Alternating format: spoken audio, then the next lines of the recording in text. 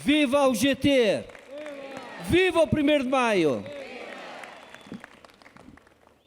Excelentíssimo Sr. Presidente da Câmara de Vila Real, é um gosto aqui estarmos para compreendermos melhor os problemas que afetam as populações do interior. Quero agradecer-lhe toda a cooperação e toda a colaboração na realização desta festa, porque é também da vossa responsabilidade o sucesso dela. Um agradecimento também, na sua pessoa, a todo o Executivo da Câmara, e em especial ao seu Vice-Presidente, Alexandre Favaios, que foi incansável na cooperação com a UGT para a realização desta festa na Vila Real. Caros representantes dos partidos políticos e das organizações que aqui estão presentes, uma saudação especial a um companheiro nosso que veio de Moçambique, que é secretário-geral da OTM, da Central Sindical de Moçambique, o Alexandre Munguambe. Obrigado e é uma honra ter-vos aqui conosco. Caros dirigentes da UGT, caros convidados, caras e caros trabalhadores, Senhora Presidente, viva o 1º de Maio, viva a UGT. Viva o 1º de Maio! Neste ano em que estamos a comemorar os 50 anos do 25 de Abril e depois do grande desfile da passada semana, em que a UGT e os seus sindicatos marcaram presença, não posso deixar de começar por recordar o papel da nossa central sindical que teve na afirmação da democracia do nosso país. Nascemos como uma central sindical democrática e plural por excelência e para acabar com o pensamento único. Somos a central que ajudou a moldar as instituições do Portugal moderno. Somos a central que sempre defendeu o diálogo social a todos os níveis, da concertação social à negociação coletiva. Representamos o movimento sindical que vive a democracia no seio da central e no seio de cada sindicato. Não viramos as costas à luta, mas não defendemos a luta pela luta, nem somos a correia de transmissão de outros interesses. Defendemos os trabalhadores de forma responsável e credível, apresentando resultados concretos que todos sentem no seu dia-a-dia. Trabalhamos diariamente por um Portugal mais justo, mais solidário e mais democrático. Sabemos, por tudo isto, de especial que é a responsabilidade que temos em não permitir que se abram mais brechas, onde quer que continue a proliferar a demagogia, o populismo e os movimentos, orgânicos ou não, que apenas querem instrumentalizar os trabalhadores e os usam para servir os inconfessáveis propósitos daquelas organizações. É o que fazemos com as políticas que defendemos. É o que fazemos no seio da UGT. Caras e caros companheiros, vivemos tempos de alterações na vida da política nacional, mas a circunstância de ter havido mudança do governo não é um motivo de preocupação para a UGT. Tal como fizemos no passado, seremos fiéis às nossas posições, privilegiando o diálogo e a negociação, mas também, se for necessário, encetando formas de luta em função das prioridades sindicais e das necessidades dos trabalhadores que defendemos. Sempre que for exigido, lutaremos, não pela mudança de governos, mas sim pela mudança de políticas. Seremos duros e estaremos na linha da frente com as nossas reivindicações e com a exigência do cumprimento de promessas feitas no passado recente aos professores, aos polícias, aos funcionários judiciais, aos médicos e a outros profissionais da saúde, bem como a todos os trabalhadores da administração pública e do setor empresarial do Estado. Falo de justiça social, da equidade e da dignificação daqueles que são a base do cumprimento das funções do nosso Estado Social. E é bom que os responsáveis políticos percebam que, apesar das mudanças, nem o Executivo, nem os empresários e muito menos a UGT partimos do zero a cada novo governo, pelo que exigimos o cumprimento dos acordos anteriormente celebrados. A este propósito, quero aqui recordar compromissos recentes e que a todos cumpre manter. Celebramos com o anterior governo um acordo de rendimentos, salários e exigiremos respeito pelo compromisso assumido. Foi com o governo português que o assumimos. Não aceitaremos ficar pela metade do caminho. Temos de continuar esta trajetória de aumento de salários, sendo este um fator de crescimento económico e a par com a dignificação do trabalho. Não vamos aceitar o velho argumento de que é necessário primeiro o crescimento económico e só depois o aumento de salários. Já não colhe a ideia de que o salário é um custo para as empresas. Todos já percebemos que melhores salários atraem mais crescimento económico e são um importante contributo para a dignificação do trabalho. É preciso que o Governo dê respostas aos trabalhadores. É urgente que o Governo seja ambicioso e rever os acordos, pois só assim conseguiremos garantir que a riqueza chega a quem trabalha. E que fique bem claro, não aceitaremos voltar a um tempo em que o aumento de salários era sempre inferior ao aumento da produtividade e em que perdíamos poder de compra. Não aceitaremos que a principal preocupação seja o crescimento económico em detrimento dos salários.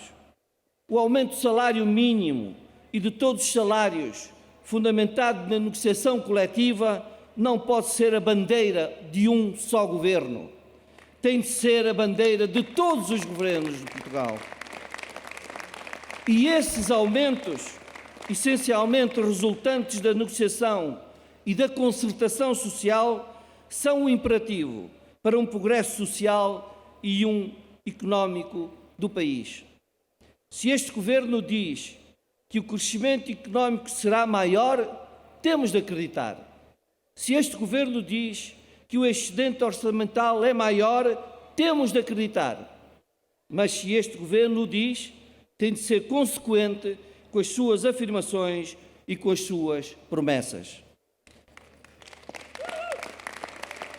A UGT não esquece, como o Governo não pode esquecer, que ainda existem em Portugal 10% de trabalhadores pobres, 40% de desempregados pobres e 30% de reformados pobres. Só não vê a solução quem não quer ver salários dignos, reformas e pensões dignas. Não queremos um país que atrai investimento porque paga pior que o resto da Europa.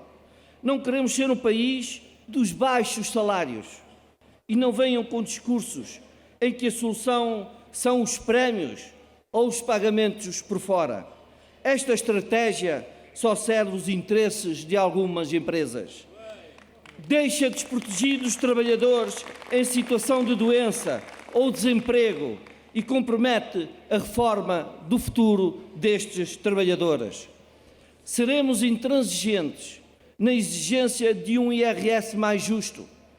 aquilo que foi apresentado pelo Governo fica ainda muito aquém do prometido e não satisfaz as legítimas aspirações de quem trabalha. O IRS tem que ser cada vez mais peso no total. O IRS tem cada vez mais peso no total dos impostos e, por isso, tem de ter uma descida significativa e não uma mera operação de cosmética. Não pode haver dúvidas. É com salários dignos, com mais justiça social, com melhor proteção social e com impostos mais justos, que se promove a dignidade do trabalho.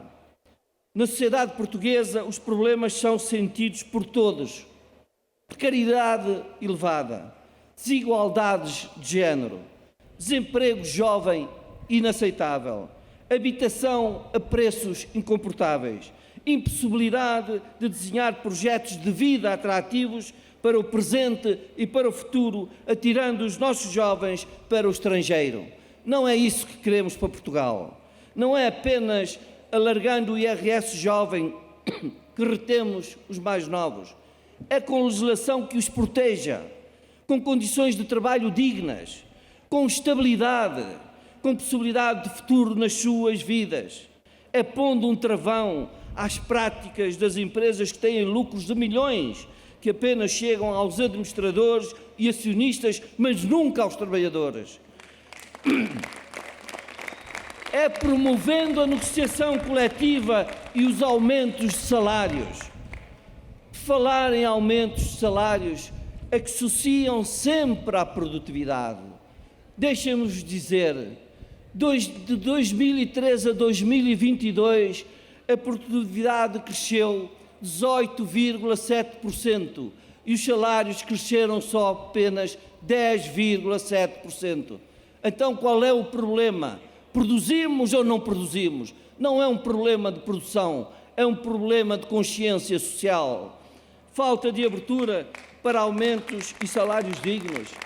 Mas o que é preciso, por exemplo, para aquelas empresas que há 2 dias ouvimos falar dos seus resultados, os da EDP, os da Jerónimo Martins, os da Galp, os do setor financeiro, que 58% só no primeiro trimestre de aumentos dos seus lucros.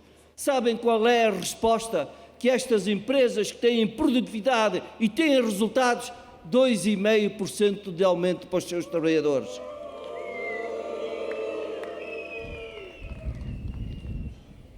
E ainda, o último estudo que começámos hoje de manhã a ouvir, os salários dos gestores e administradores em Portugal são 32 vezes mais do que o salário médio dos seus trabalhadores, dos trabalhadores das suas empresas.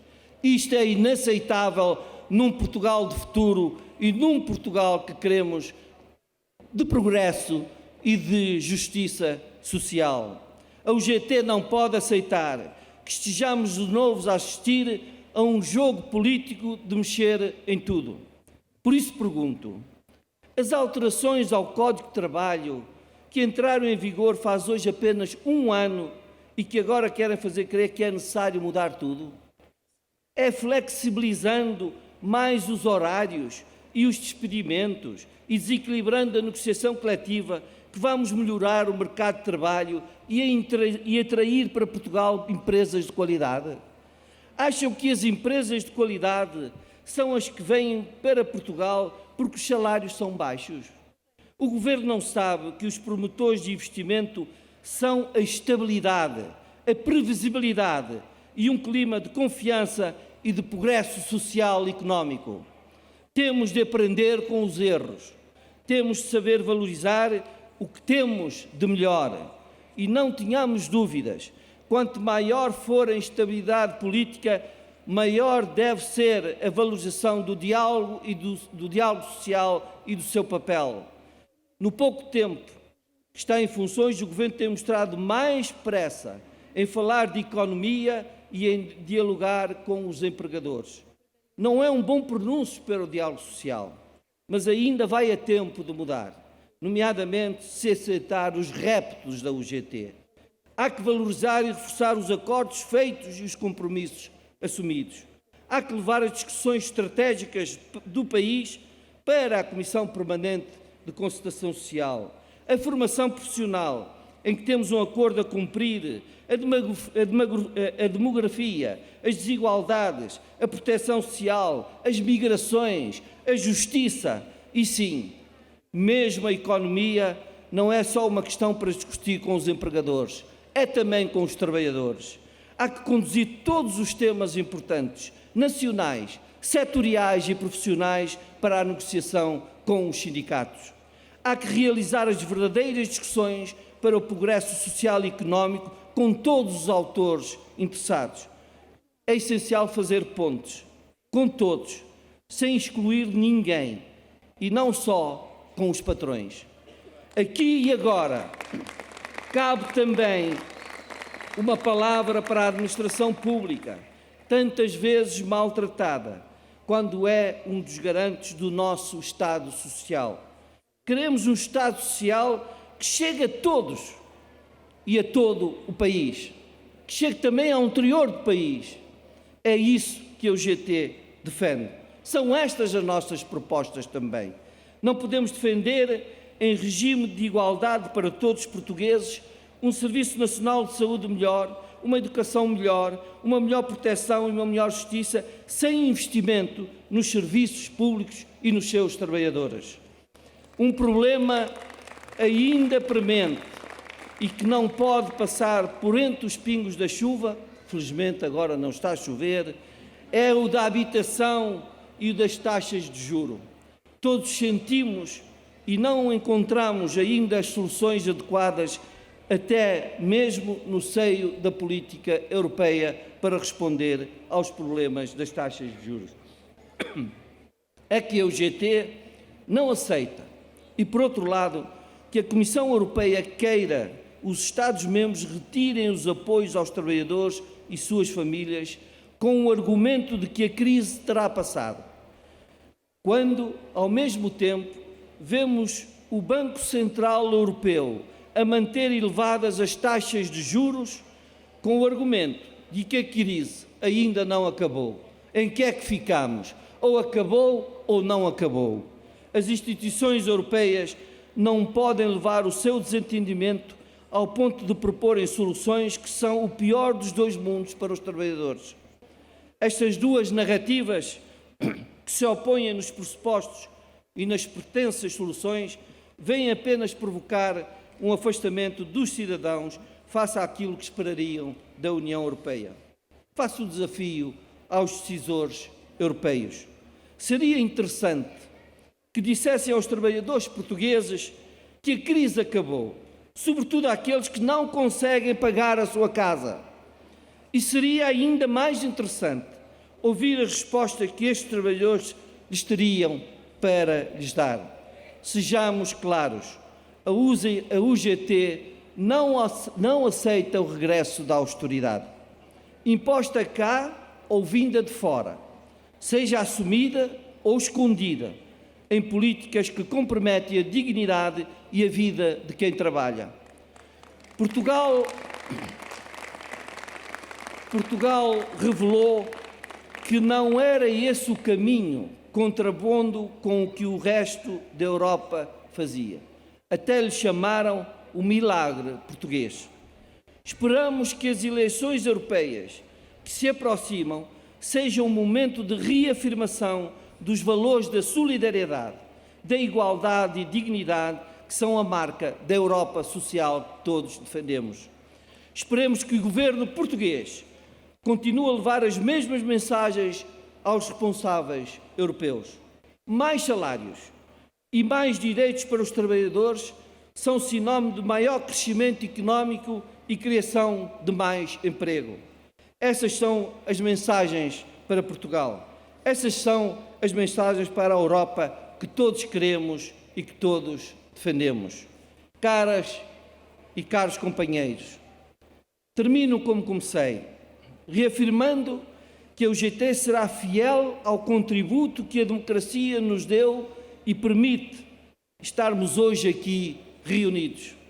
Fiel também ao contributo que a UGT deu à democracia, lutando sempre com o apoio de quem trabalha e de quem acredita na liberdade e no pluralismo, lutando pela dignidade do trabalho, por um país mais justo, mas também mais solidário, lutando, tal como esperam de nós, a gente de trás dos montes e de outras regiões distantes de Lisboa e do Porto e querem um país mais coeso e mais igual. Como sabemos, o país não tem conseguido atrair e reter a população do interior, em particular os jovens, pelo que a nossa presença aqui reveste-se de particular significado e que deve ser entendida como um incentivo à mudança do paradigma e à valorização das regiões do interior. O nosso especial agradecimento à Câmara Municipal de Vila Real, que desde a primeira hora aceitou colaborar para a organização deste evento na concretização desta festa do Dia do Trabalhador. Um agradecimento especial aos trabalhadores da UGT e dos sindicatos aqui presentes, pela forma como se dedicaram para que fosse um sucesso a realização desta festa. Viva o 1º de Maio! Vivam os trabalhadores portugueses! Viva a UGT! Obrigado, Vila Real! Viva Portugal!